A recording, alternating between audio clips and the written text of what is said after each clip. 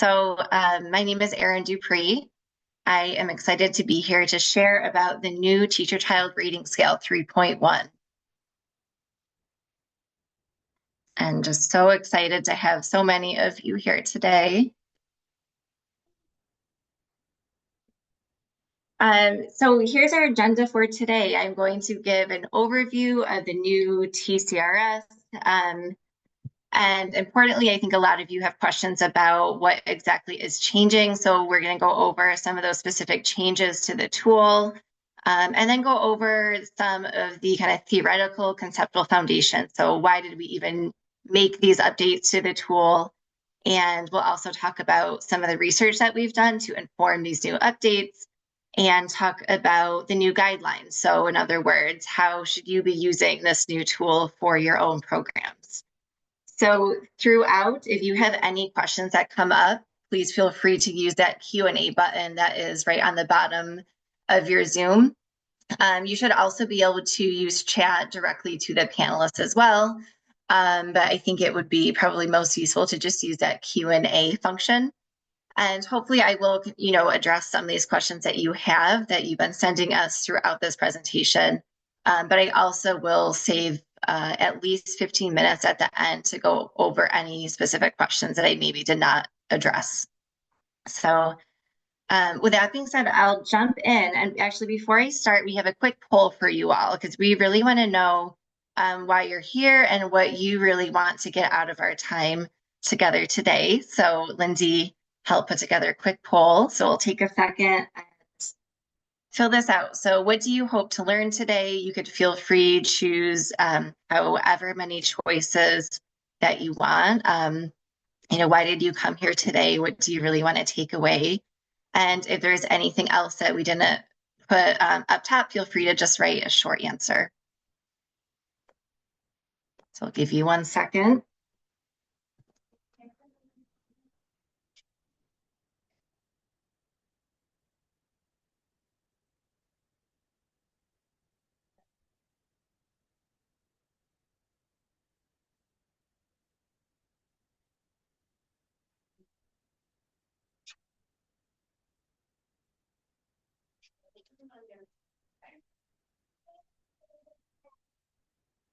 And then, Lindsay, feel free whenever you feel like enough answers have come through. You could close it out and we could take a look.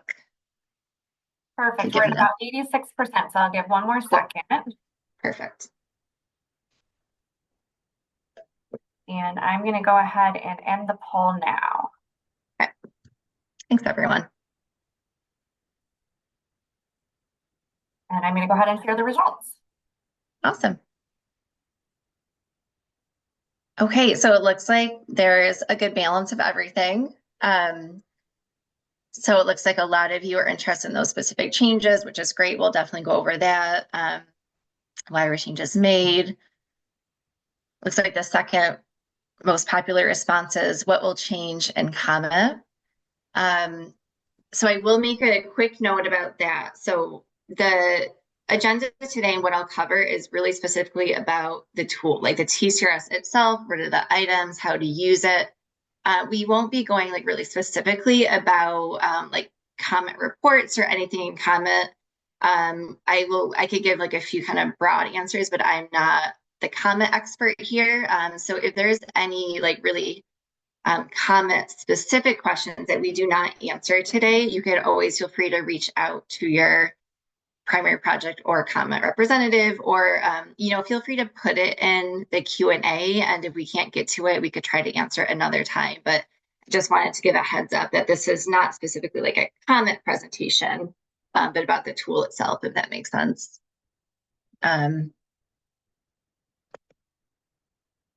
Great. So hopefully we'll be able to answer a lot of your questions and you come out of this presentation with what you're hoping to get out of it. So I'm going to start, just give a quick overview of the Teacher-Child Rating Scale. And many of you are probably familiar with this scale if you have been, doing primary project in your schools. So you know that the T-CRS is an assessment tool designed to understand and use to support children's social, emotional, and behavioral school adjustment. It is designed specifically for younger children in grades pre-K through fifth grade, and was really designed with primary project in mind. It is a tool designed for this program, which is great. You will be completing the T-CRS using the comment system like you have before.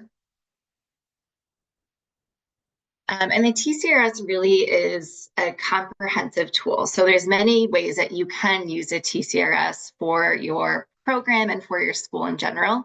So for screening, so to look at the students and see what students would really be a fit for primary project. So to kind of understand their overall school adjustment and use that data for those initial screening and selection meetings. We could also use a T-CRS for what we call progress monitoring. So in other words, how are students growing and changing over time? So a question you might ask is how have students changed from before or to after primary project? And you could use a T-CRS for that. And then overall, just kind of program evaluation. So looking at your program and maybe just your school in general. So what is working or what's not working in your tiered supports that your school has? Maybe what supports need to be strengthened. So what are some areas of social emotional competence that a lot of students need to work on, for example? So really using this tool holistically. T-CRS measures 7 aspects of social and emotional competence and school adjustment. So many of these you are probably very familiar with from before, from the prior tool, and this is kind of a sneak peek of some of the changes. So we have 7 what we call domains, in other words, subscales. So these really specific areas of social, emotional, and behavioral adjustment, assertive social skills, frustration tolerance, which was previously called behavior control, peer relationships, task orientation, and then these 3 newer subscales, and we will definitely dive more into this. This is just really a sneak peek. And we also have an overall school adjustment score, which again, this is just a kind of a snapshot that we'll dive into more. So this is what we measure with the T-CRS. So what is changing? I wanted to talk about this first, because I think this is a question a lot of people have. It's important to your programs to really know like what is going to be different this year compared to what you have used in past years with the T-CRS. So I think to really understand what is changing, I just want to go over what was in place before. So I put together a little comparison of 3 previous versions of the tool, and then we'll compare it to this most up-to-date version. The T-CRS 2.1, which is a longer form, some schools are still using. You might have used this in the past. This was a tool that was developed in 2002. It was 32 items. So developed more than 20 years ago. It had the subscales many of you are familiar with: assertive social skills, peer social skills, task orientation, and behavior control. And it had positive and negative kind of worded items within each of those. So probably in the recent few years, many of you have been using what's called the T-CRS short form. This is a 24-item measure that assesses assertive social skills, peer social skills, task orientation, and behavior control. We developed that in 2017, and this was the shorter version of the T-CRS that we were able to get really the same amount of information, but much less burdensome for teachers, so a lot quicker for teachers to fill out. So our latest, the kind of newest iteration of the measure, the one that we are recommending all schools to use, is now the T-CRS 3.1. So it's 26 items, so really only 1 more item than before, so really not any more longer, not any more burdensome. And we now have 7 subscales. So that's one of those key differences. So we have 3 new subscales. We also have that composite score, this kind of overall school adjustment score. And this, again, is the newest version. we are launching it in 2025, but we have definitely been in the process of researching and developing this tool for the past few years.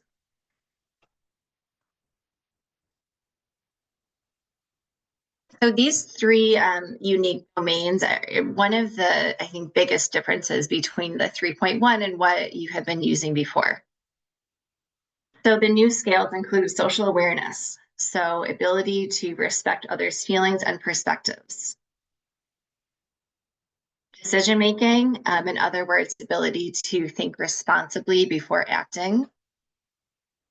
And then internalizing behaviors. So that's that level of maybe shyness, withdrawal, or maybe some anxious behaviors or symptoms.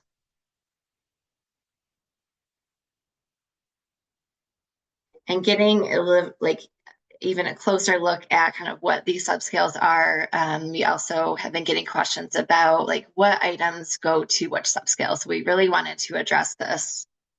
These are the subscales, in other words, the domains that we have already had in the short form. So these are those domains that you have already been using for your programs.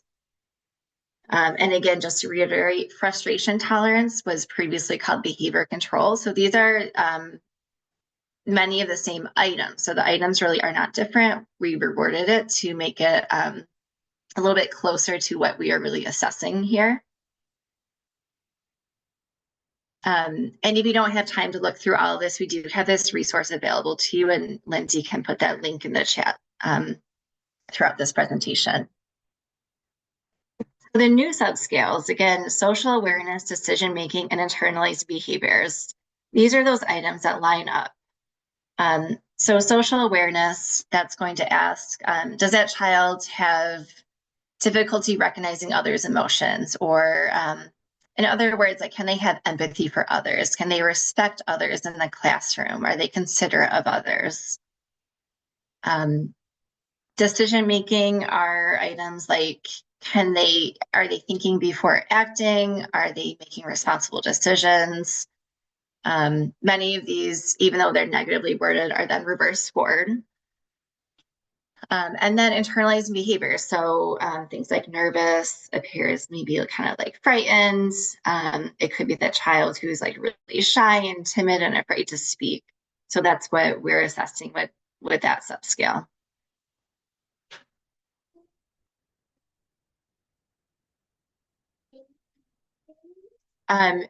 So not only do we have 3 new subscales, we also have this kind of new total score, which we are calling the School Adjustment Composite Score.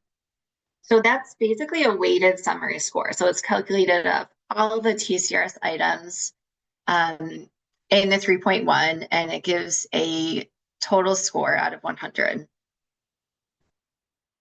So right now, because it's a total score and this is really new to primary projects, I think this is a really good way to use this is for pre and post assessments. So you could say, this is a school adjustment composite score before a primary project and then after a primary project, and then using that to do a comparison to look at progress monitoring. In other words, currently we don't have guidelines for using this in screening and selection because it is so new.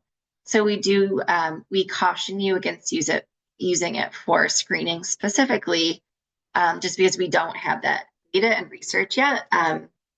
We're always continually doing that research. So we do hope, by this time next year, we'll have some more guidance for that. But again, this is a really good tool to use to just look at like how students have changed overall pre to post.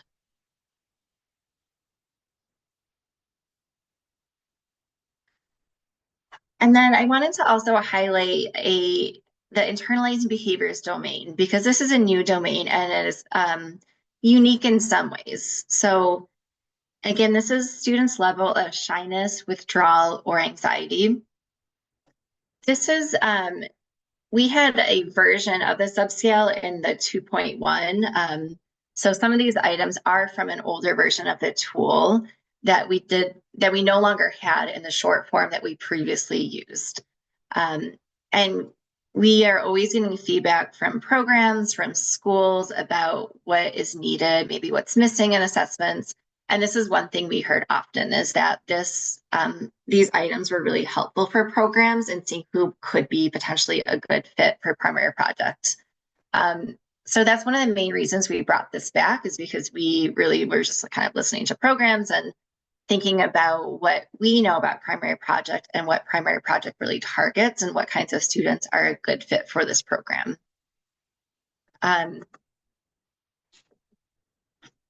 So again, this is really informed by feedback from you all, which is why we always love to kind of hear from you and really like collaborate throughout any measurement development process.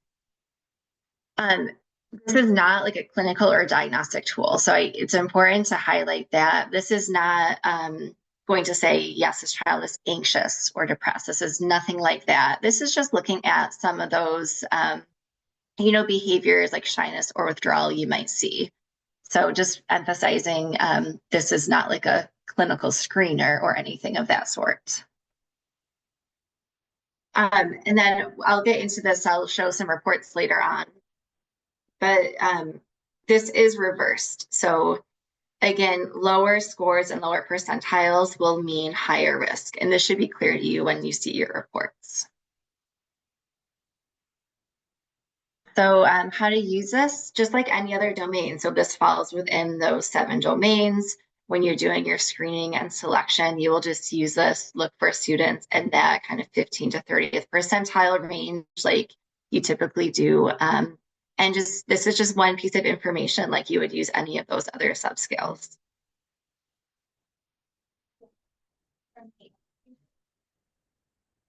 So a few other additional changes I want to highlight.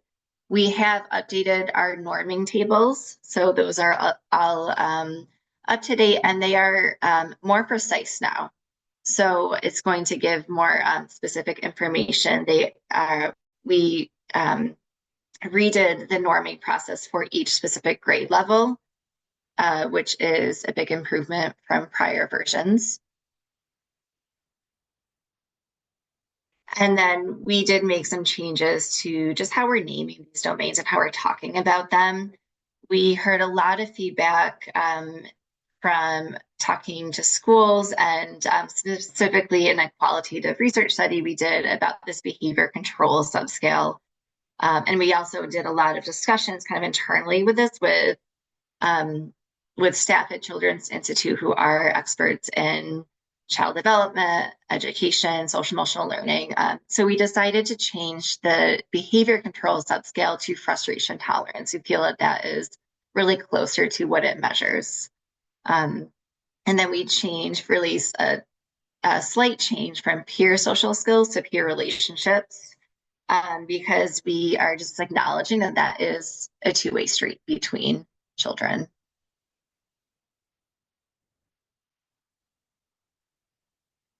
So that brings me into kind of the reason like why we made all of these changes. Why was it really important to us to update the tool? And I think before I just kind of note before I go into all of this, with these measures and assessment tools and this, what I would call psychometric work, it is always important to continually improve and adjust these measures because we're always learning new information about child development, about social emotional development and learning. And we always want to make sure that we are kind of up to date with a knowledge base, with new theories of child development, and to make sure that we are really measuring what we want to be measuring, in other words. So I mentioned some of this before, but just taking it back to just the history of the T-CRS, 1983 was when the first T-CRS was developed, the T-CRS 1.0. And then we've had several iterations of this tool. So we're always just, working on this measure, updating it to make sure that we are reliably assessing what we want to know about child development, about social emotional adjustment for schools and for your primary project program. So just continually doing this work. So the most recent updates were based on a few things. So I mentioned these kind of conceptual foundations and really wanting to stay up to date in new theories and frameworks of social emotional learning. So one of the more popular ones of this is the CASEL framework. Some of you might be familiar with this. CASEL is the Collaborative for Academic, Social, and Emotional Learning. So they developed this really comprehensive framework of social emotional learning and these really kind of specific domains of SEL and how children kind of learn and grow in these areas. So we wanted to be up to date with, with this theory and with other really popular, more innovative and recent theories on social and emotional learning. So because of this, to kind of align with what we know about these additional areas of social emotional adjustment, we wanted to add some new areas. So this is why we do have some more domains. And then we also, developed the T-CRS really specifically for young children. So this is one of those ways that I think the T-CRS is really unique. There's many assessment tools available to look at social emotional learning or social emotional development or school adjustment. But we really look at those younger years, and we wanted to make sure this is really, targeted towards those younger years. So really had those child development stages in mind as we were designing this tool and like the items in the tool that teachers would be responding to. Many of these other kind of larger frameworks and tools like CASEL are kind of for a really large time span all the way up to high schoolers and adolescents. But we really focus on those younger years. And then we also gathered a lot of feedback. As I said, we're always continuously gathering feedback from programs, from teachers, from teams to inform the measure. It is developed really specifically with primary project in mind. It can definitely be used for other reasons. We have people using it in research or to look at kind of progress monitoring universally for the school. But I do think the unique thing about the T-CRS is that it is really designed with primary project in mind for that program, which makes it a really good fit for screening and selection, of course. And then it's a data-driven approach. So not only did we want to stay up to date with these new foundations and theories of social emotional learning and what we know about child development, but we are definitely driven by what the numbers tell us and what the stories tell us. So that brings me to, what did the data and research tell us? So we have been kind of doing a large comprehensive project to develop this tool over the past few years. We use what's called a mixed methods approach. So we looked at a huge set of students, this quantitative data. We had over 60,000 students, but then we also had qualitative data. In other words, we had stories. So we had both kind of stories and words, but we also had numbers. And we combined both of these to make the tool and to refine the tool. So our research goals were to look at the structure of the T-CRS using some statistical techniques. In other words, we have all this data from the T-CRS, over 60,000 students, and we have all these items. And we wanted to know what items really group together statistically. So we think those items for peer social skills should kind of group together numerically, but do they really, in other words? So what domains or subskills really kind of emerge naturally from the data? And that was one of our primary questions. And then we also wanted to use qualitative data. So we conducted focus groups with teachers, and we wanted to make sure the tool was easy to use, that it was useful for teachers in the classroom, and also useful for screening and selection and monitoring for primary projects. And that it was acceptable. In other words, they thought that this was useful, it was easy to use, and they liked the tool. So we didn't want to create a tool that was really kind of burdensome or lengthy for teachers. So we took those two things, the numbers and the stories we learned from focus groups, and we compared them and kind of combined those results to refine the tool. So starting with some of the qualitative results, this is just a quick snapshot because we have a ton of quotes and a ton of qualitative results. But many of the results did support the usefulness of the T-CRS. So this is an example of one quote from a teacher. So this teacher said, and for this one, they were talking about the peer social skills domain specifically. They said, yeah, this area is huge. I think for me and what I'm reading and what I'm looking for, these are typically my kids right here, the last part. Those are the two that probably are what I look at for warranting primary project services. So that's kind of supporting the usefulness for selecting students into primary projects. We also learned that overall, the items seem to be developmentally appropriate.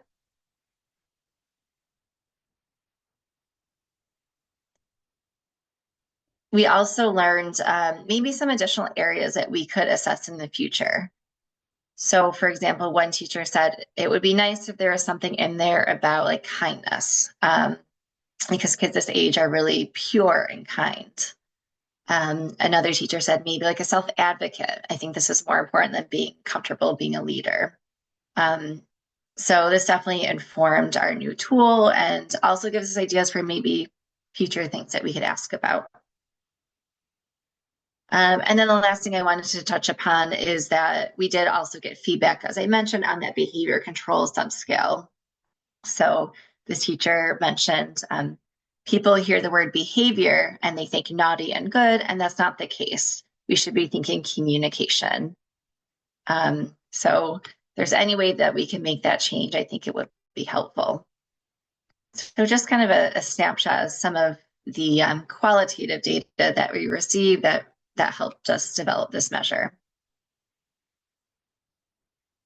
So then on to our quantitative results, so what the numbers are telling us. So as I said, we wanted to look at kind of where items group together. And we had an idea of where this would fall because we were driven by like theory and, and concepts and frameworks of social emotional development and school adjustment. So the items did group in a way that we thought with these 4 original subscales, which was great. This was evidence that what we were testing before was working.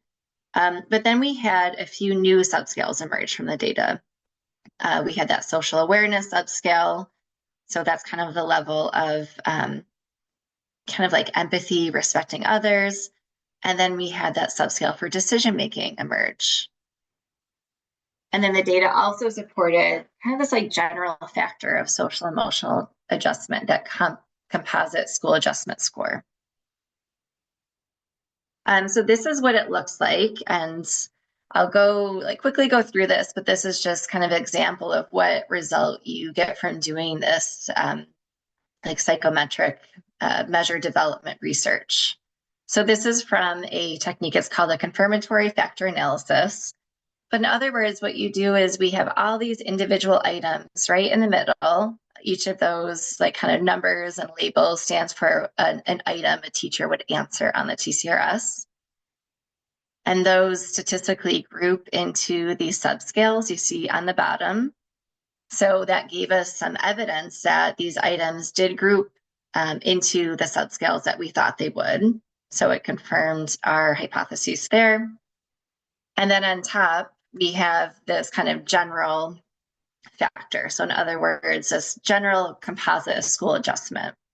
So all in all, this is one of our final results, and this is what really informed the measure. And this is kind of the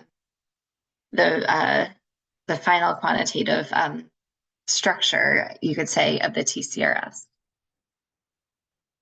So all in all, so based on the quantitative data, based on the qualitative data, and along with input, so we always really use like a community engaged approach. We had input internally from experts in child development, educators at Children's Institute, schools that we work with. So the final T-CRS includes those 7 domains and the composite school adjustment score. So that is the summary of our research findings. So that brings me to the last section, which is how do I use a new T-CRS? So we have this new scale, like how are you going to be using it for your programs? I know many of you are, thinking about student selection and screening, which is coming up really soon. So, how are you going to use this for those meetings? So a lot of the guidance is going to be the same. So you'll still screen all students 4 to 6 weeks into the school year. Now you'll be using the 3.1 as opposed to the older version. Teachers are still going to log on to Comet the same way that they have before and complete the tool. So nothing like that has changed. And most of the items are really going to be the same. So there will be very few changes that teachers will see. But we will have these 7 subscales. So going to the reports, this is where you might see some changes. So when you're going into your screening and selection meetings, looking at that assessment grid, you are now going to have 7 domains to look at to use as information. So you're going to have more information than before. Still, we're looking for students in that 15th to 30th percentile range who are at risk. So the guidance is still very similar there.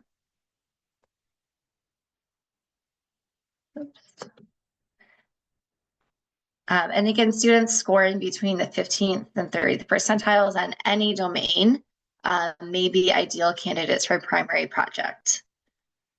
Falling below the 15th percentile on 2 or more domains might mean that that student could be in need of like a tier 3 support, a higher level of support. Again, data doesn't always tell the whole story. But just going back to this assessment grid, if you kind of take a second and look at it, if you could just spot what students you think would be a good fit for a primary project.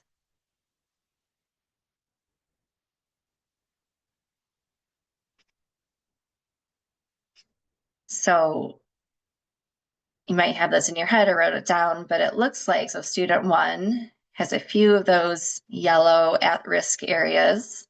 So they would probably be a good candidate. Student 2, maybe they have, maybe at risk for internalizing behaviors. It looks like student 3 could be a good candidate as well. Student 4 looks like has quite a few of those high risk domains. So that could be a student you could talk about during those meetings about maybe being in need of some higher tier supports. But again, data isn't the only story. You will be having those team meetings like you usually do. There is a new recommendation form to fill out to kind of help you think about your results and your decisions as you're making your recommendations. But as always, a T-CRS it's important, but it's not going to tell you exactly who's a good fit. Clinical judgment is always very important, what you know about the student, and that kind of team process that you are used to doing, that will remain the same. The difference is you'll just have more information. You'll have 3 more subscales to use to give you a little bit more information in those meetings. So you'll also have additional information from your comment reports. This is just an example. So when you're looking at pre-post, this is probably not a great example. This is just like a sample student. So ideally you will see growth over time, but just to show you that you will have new domain like figures and reports available for these new domains as you've had before. You'll just see these 3 new subscales. You will also see that composite score at the top. So that's going to be a percentage out of 100. And again, we don't recommend really using that right now for screening and selection, but that could be useful information to look at for comparing like pre-post and just saying, okay, that student grew 20% or that's that change. So we'll have more information about that later on. And the T-CRS, and again, this is something that hasn't changed. The 3.1 is still just kind of part of this suite of measures, part of the data that you have for your program, and part of your continuous improvement as a program. So you'll have the T-CRS 3.1 now, used for screening, for outcome data. And then you'll also have the other tools that your teams are used to using, like the ACRS, the PSR, and the child log. So again, this is just fitting in as it did before within the suite of measures to help you with your programs. So kind of coming close to the end here, I just want to point out there are many resources available to you if you have any questions or want to kind of look back at things that we've covered today. These screening tools are now available to you in the primary project implementation resources.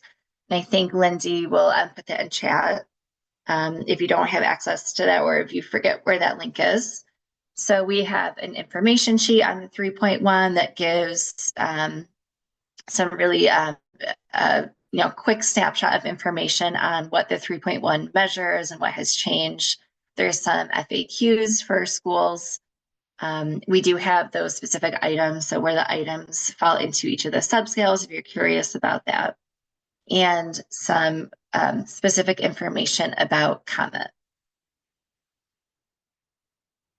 So we have like about 20 minutes left for Q&A. I can open it up. I haven't seen the questions. I don't know, Lindsay, if there's specific ones, or I could also first go through the ones that we received at registration. Sure, yeah.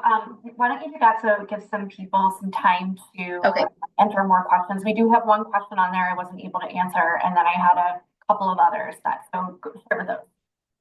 Okay, perfect.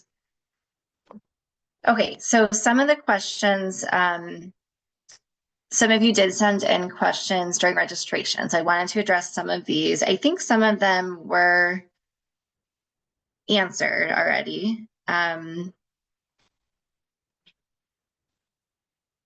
So one question was, does the new form ask deeper or more personal questions about the student? Which was an interesting question. So no, it's most of the items will actually really be the same. So the questions are intended for teachers to be able to like observe students over a few weeks, and based on those observations, make a judgment about where they are in each of these domains of social, emotional, behavioral adjustment. So definitely not deeper, more personal, and most of them really are the same. We were just able to really group them a little bit differently for more information. Let's see, what other question? There was a question about if we want to look at how a student has progressed over the years, will we still be able to do that?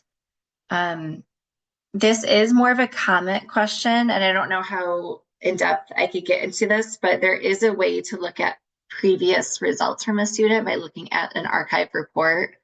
And I don't have much, I'm not, again, not the comment expert, but I do know it's possible. And I don't know, Lindsay, are those tutorials going to be available or, okay.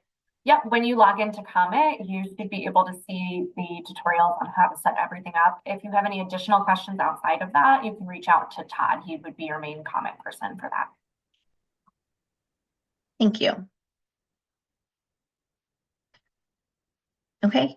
Yeah, and I see there was a question about which questions loaded under which areas of the T-CRS. So we covered that. And again, that document is on the SWAY under the implementation resources, I believe. And yes, Mark, I'll put that specific document into the chat, but it is in the implementation resources link.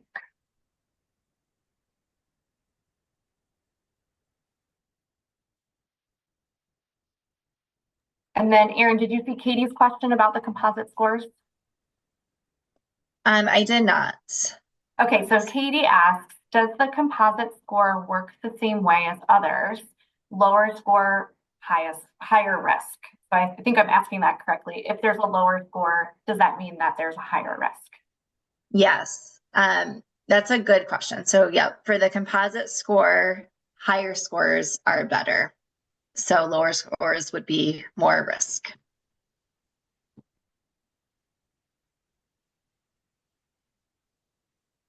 Great. I do have, so in the poll that was given at the very beginning, there were a couple of questions that were put into there.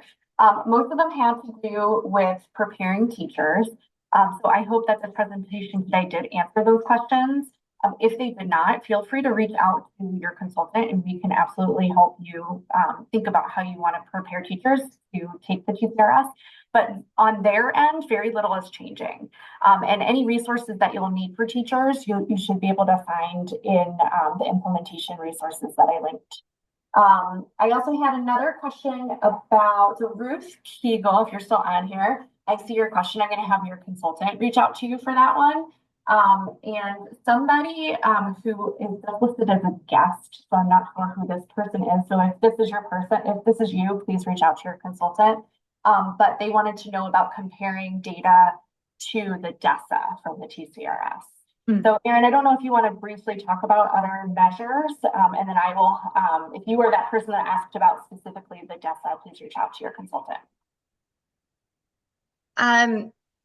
Sure. So was the question more about like what is different about this compared to the DESA, or like how to use both in conjunction? Or I think the question is about how do the questions in the T-CRS compare to the DESA? Okay. That's a great question. I'm not the expert on the DESA. I think it is, it's a similar tool. I know, I will say it, a difference is that this was designed specifically for a primary project in mind, which is like a unique thing about the T-CRS. Gosh, I wish I had a better answer for you on the spot. We have been doing some analysis looking at like correlations between the DESA and the T-CRS. So that's something that we are kind of working on right now and hope to have that data soon.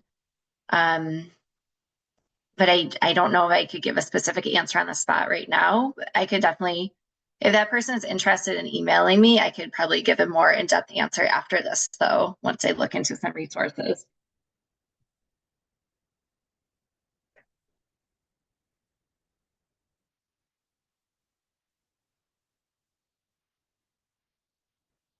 Any other questions? I think I have all the questions answered. Okay. I wanted to mention, I forgot to mention this, and the question about what teachers will see differently kind of made me bring this to mind. In the short form, there were the items that correlate to each of those four subscales, but then experimental items.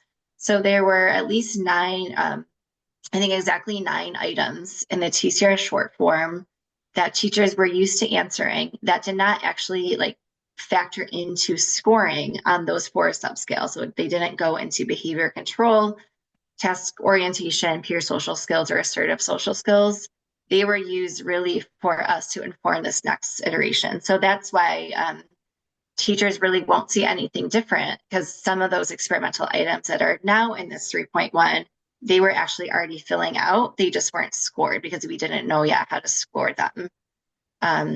So that, I think that is one point of confusion, like how do we have 3 more subscales but only 1 more item? And that's why, because we did have these experimental items. We're always like in this process of continuously improving our measures to refine them. So teachers really it won't be much different at all to them.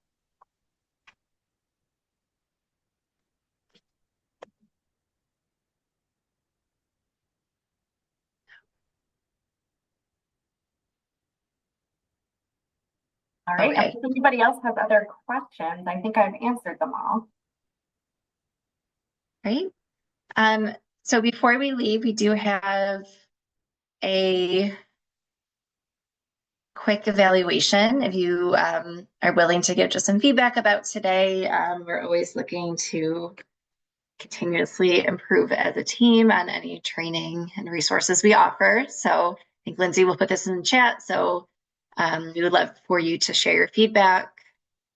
And then please feel free to reach out to me if you have any other questions at all about the T-CRS 3.1, about measurement, or just, want to chat, want to learn more about the study, or yeah, anything. I'm always glad to chat with primary project team, so feel free to reach out.